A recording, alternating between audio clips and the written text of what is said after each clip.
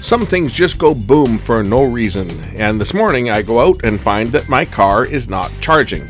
And it's not that somebody's unplugged it. No, this time the charger mounted on the wall, the permanent one, has once again packed it in. Now this is the second time. This happened a few years ago. It blew a fuse, so I suspect that somewhere internally another fuse or even the same one may have blown again. Let's see what happened this time. I was going to shoot another video on my car today. I will. I just have to wait for the battery to fully charge. I was going to take it up to Mount Seymour and drive it up there and see if I can get all the way up to the top on electric range and then log how many miles or how many kilometers of range I regenerate coming down the mountain. But after my car being plugged in all night, I noticed that, well, the green light wasn't on. Normally the green light stays solid when it's charged. And I didn't have the theft alert alarm set on the car. Something I should be doing, but hadn't got around to doing it. I have to do it with the, actually it should be set now. See, on this one I had it set and I wondered why it didn't go off before, but then I read in the manual that you actually have to arm it with the key fob. So when I unplug this, it should sound the horn. Maybe it's not going to do it because I'm standing next to the car. The manual says arm it with the key fob and it should sound the horn, but I just armed it, so I may not have waited long enough. Anyway, I come out this morning and my car is not charged fully. The light is out. And then I look at my level 2 charger. This is my second level 2 charger here. I look at my level 2 charger and it's dark. No lights. My level 2 charger that I've had for 8 years has gone dead again. Now this has happened before. It blew a fuse. I'm sure it's blown another fuse, which means that not only is my trip to do my little range test going up and down the mountain gonna still just be my range test, but I'm gonna have to head into, I guess, RP Electronics and see if they've got any of these fuses that this needs, because it uses pigtail fuses. Well, let's get it apart and see. Is it the same fuse I replaced before? Because I just wrapped it with wire and stuck it in because I didn't have the right pigtail fuse. Did the replacement fuse I put in, about 5 years ago, 6 years ago, did it blow again, or is it the other one? Because there's two fuses in here. Let's pop it apart and see. So to open these units up, there are Torx screws in the back. I'm just going to go get my Torx just a bit, because it's obviously you've only got a bit of room. It's like a T2 Torx, I think it was. I'm going to go grab my Torx bit and we'll remove the 6 screws. Yeah, 3 on each side. We'll remove the screws and remove the cover, and then we'll do a service on this thing as well as take the car out and see what type of range we can generate coming down a mountain. And can we get all the way to the top of Mount Seymour from out in the suburbs where I am in South Delta? Can we get all the way to North Vancouver and get all the way up to the top of Mount Seymour, which is uphill all the way? And I think we can. The old Volt made it to the base of Mount Seymour, and then when I started going up the hill, then it went into gas mode because it only has a 60 kilometer range, and this one's got about a 95 kilometer range. So I should be able to make it, if not all the way up, pretty darn close to the top. And then we'll turn around and come back down and regenerate a braking and see how many kilometers we pick up. My other car, I picked up 35 kilometers of range coming down the hill. We'll see whether we can better it on this one. Okay, screws are out. The front cover just lifts off. And there is a connecting wire here which I have to disconnect that connects the lights on the front. So we're going to unplug this. And here are the fuses. Now, you can see that this fuse here is the one I replaced. Yeah, the power's off, by the way. This is the fuse I replaced before. This is the one that has never been replaced. Here's my service feed coming in, and it's connected down to the 2 terminals here. So to service the board, I'm going to actually have to disconnect the board from the unit itself and take the board over to the bench, which is held in place by, I think it's 4 screws along here. But let's test the fuses and see whether the fuses are where the fault is on this. I'm sure it's one of the fuses is popped. That fuse is good. How about this fuse down here? Try and do this one-handed. It's not as easy as it seems. Just switch hands on the camera here. Try and hold the camera with one hand and hold the meter with the other.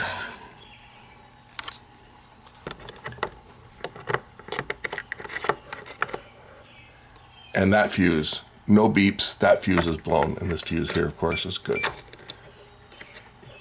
So the other fuse blew this time. There's the good fuse. That's the one I changed a few years ago. As you can see, my crude way of making a pigtail fuse, because I couldn't obtain any pigtail fuses, was just to wrap some wire around it and solder it on. And that one's held out. It didn't fail. This other one failed this time. So, this is what we have to fix. We have to fix this. Again, it seems to be a weakness on these Voltec chargers. Now, these are 20 amp fuses, so the fuse itself should never, ever fail. That fuse should not fail. This is on a 15 amp circuit. This whole thing is protected by a 15 amp circuit breaker, so a 20 amp fuse should not fail. It's just weakness of the fuses of what causes it. So the first thing we need to do is just disconnect the board, so I can just loosen off the wires here on the wire connection terminals.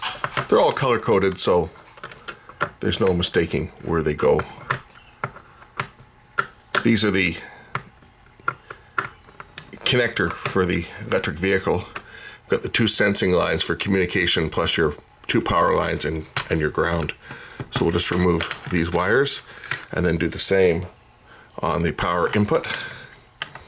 Just loosen the ground and the red and black power leads. And now we can remove the board for service. I'll use my screwdriver that was stolen from Peter at West Shore Terminals. That would have been my dad. When he worked there, he was good at coming home with tools that he left in his pocket. You know, he'd borrow a screwdriver from someone, an electrician, and forget that he had it in his pocket, and it would end up in his toolbox. I don't think Peter needs to worry about his tools now. I'm sure Peter's long retired, because my dad retired from that place in 1988. So I don't think there's probably anybody that was still working down there now. I'm sure they're all retired. Probably most of them are dead. But anyway, there's the 3 screws that hold the board in place. And then we'll just get the board out of here, take it over to the bench. Incidentally, these original General Motors Voltec chargers that were sold back in the first generation Volt days, because the second generation comes with a Clipper Creek charger, but these ones here were made by Lear. Who made this one? Got the little logo down there. And here's the 2 fuses. Say, this one here is still good. I might just change both of them while I'm at it. I'll get a couple of them, but I got to get some ceramic. I think these are fast-acting fuses. They might be time delayed, but anyway, get a couple of them. And they're pigtail fuses, so these might be a little bit more of a challenge to get out, because there's a conformal coating on here. I'm going to have to heat this up pretty hot to get this fuse out. I remember the first time I changed it, it was fun to get it out of here. But I have to get through the conformal coating and heat the wire up and then pull it through from the other side. Typically, it might even be easier. You know what? If I break the fuse in half, because it'll make it easier to take it out if I just cut it. So I'm just going to cut this, and there's sand in here, so I'm just going to put this over the garbage can so I can drain the sand out of it, and we'll cut the fuse, and then I can take the pieces out a little bit easier than trying to heat it up and pry it out. And as you can see, it wasn't a catastrophic failure. It just the little fuse wire let go. Just stress from years of heating, I guess, and while it's working. So we'll just heat up the end of the wire, and I should be able to just pull this thing out with my fingers when I heat it up.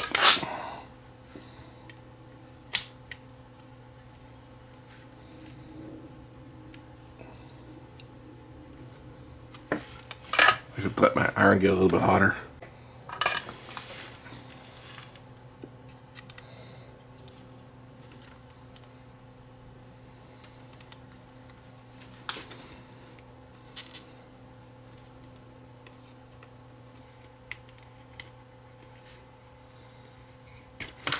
There's one side out. I'll get the other side out. See, these are actually glued down with the conformal coating.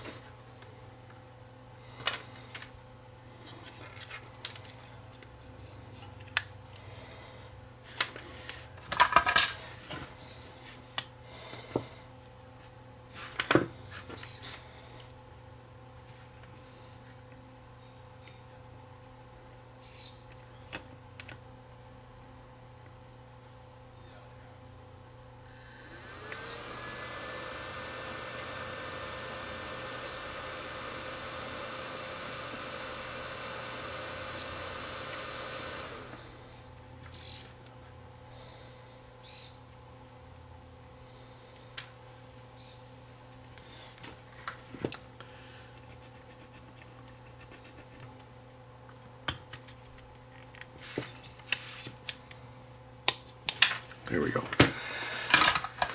That's the second one out, or the second side of it out. Well, I just phoned the two electronics suppliers still left in the lower mainland here, and neither one of them has fuses with pigtails. So I'm going to be having to do the same thing that I did with this one. This is a piece of, the wiring I think I used was the center conductor from some RG6 coax. I think that's what that is. But looks like I'm going to have to do the same thing again and have two of them sitting side by side, and I'll put something to insulate between them so that there's no chance of anything touching. But unfortunately, as I say, the local suppliers just don't carry these fuses. Now, yes, I can order one from DigiKey, sure, if I want to pay, I think it's 25 bucks or 30 bucks shipping to Canada. I mean, just to ship a fuse out, they have a flat rate. It's ridiculous. The last time I ordered something from DigiKey was a transformer, and by the time the transformer got here, it was over $100 for a stupid little transformer. So ordering from DigiKey is not an option until they get their shipping a little more reasonable. It's like you put the fuse in an envelope and you stick it in the mail.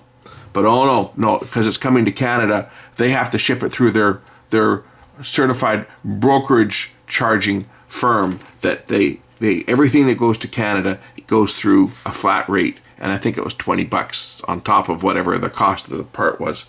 Anyway, rip off. So I'll be just doing the same thing to fix this one as the last time.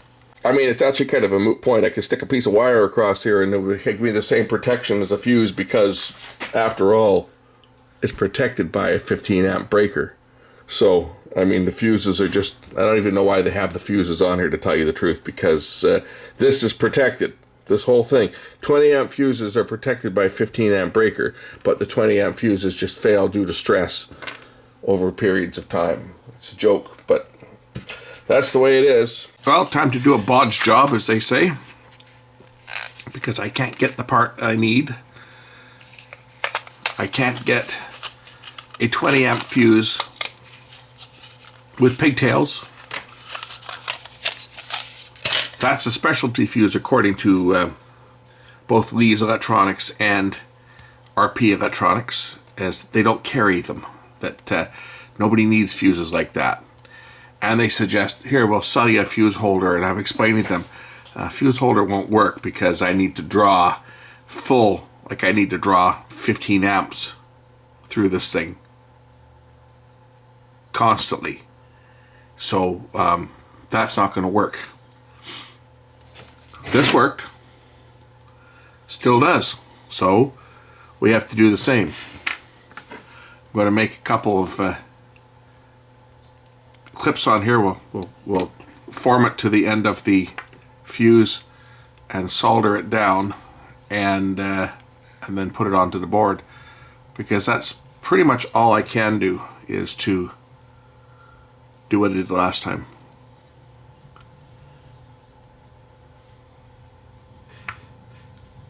The trick to doing this right is to not apply excessive heat, because I don't want to unsolder the fuse from the inside here. So we just want to get enough heat on here to get the copper wire to solder down, and then get the heat off quick, so as not to damage the fuse internally. That's the key to doing this. And then cool it.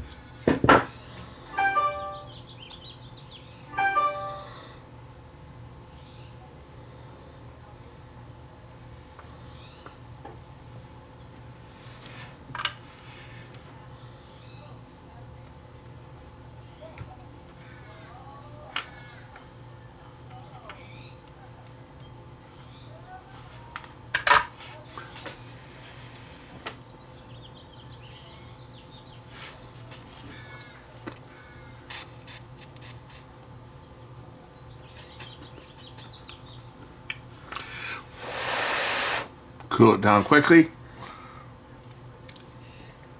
I measure it to make sure that the fuse isn't damaged.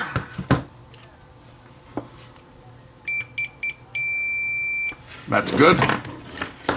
And this other one here is still good. So now I just have to... So I'm having to work an awl through here to enlarge the hole enough just to get the solder that's still in there cleared out enough so that I can get the wire through. As you can see, I can see the light shining through here now, so I should be able to get the wires through on here. They're a tight fit. Probably a little bit larger gauge than what the original fuses had, but that's all I've got.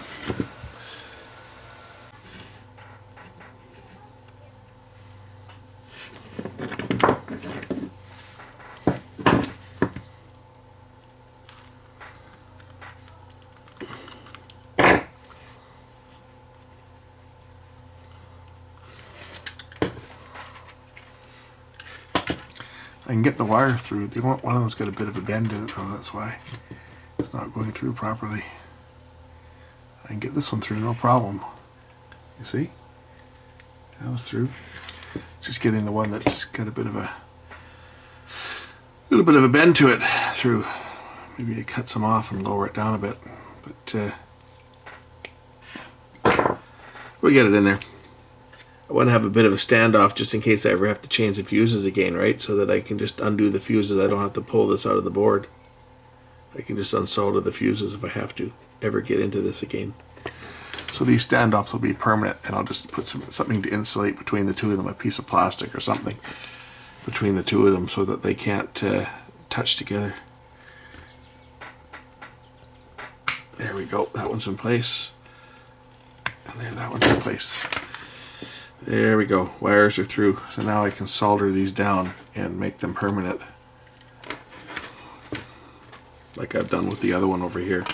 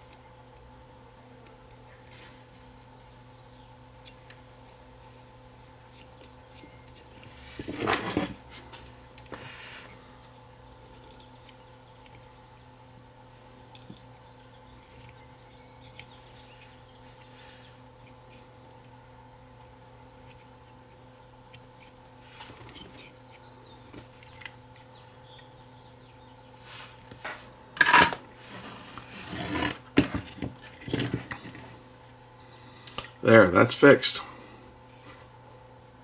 Just make sure that these wires, these fuses, are separated and they can not touch.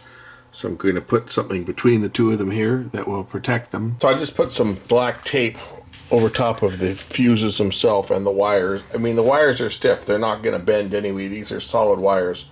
So these things aren't going to move. I'm just doing that to protect them. And that way there's no chance that anything could touch the fuses and cause a short. Now I can put this back on the wall and we'll test it. Okay, unit's mounted back on the wall. Reconnect the red, black, and green wires over here on the feed.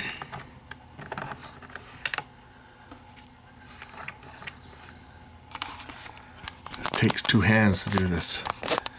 One to hold the wire in place and the other one to put the screw down. Ground wire.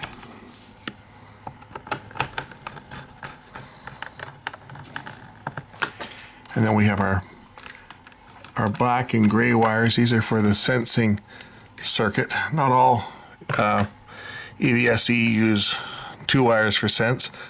Some of them just use the what they call the pilot, which is the 1000 hertz square wave, or not square wave, but duty cycled 1000 hertz PWM duty cycle signal, which is what tells the car what the capabilities of the specific charger are, how many watts it can handle.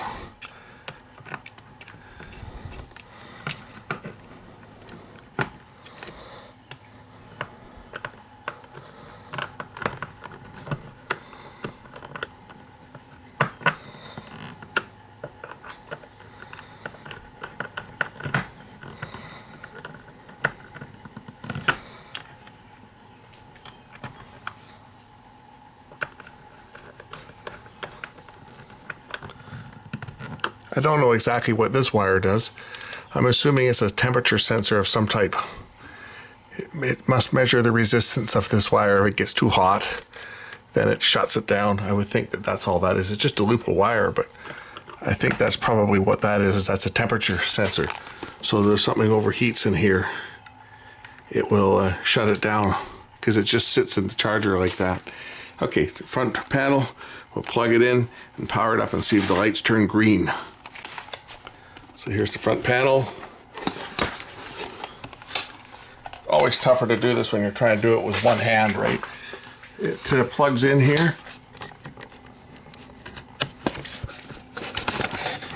And then it just sits on the front like that. I'll put the screws in a minute, but we'll apply power and see if it blows up. Should go red and go back green. There we go. It's working. And now, of course, plug the car in and you should hear a beep when it goes into charge. There we go. Car's charging. Charger is fixed.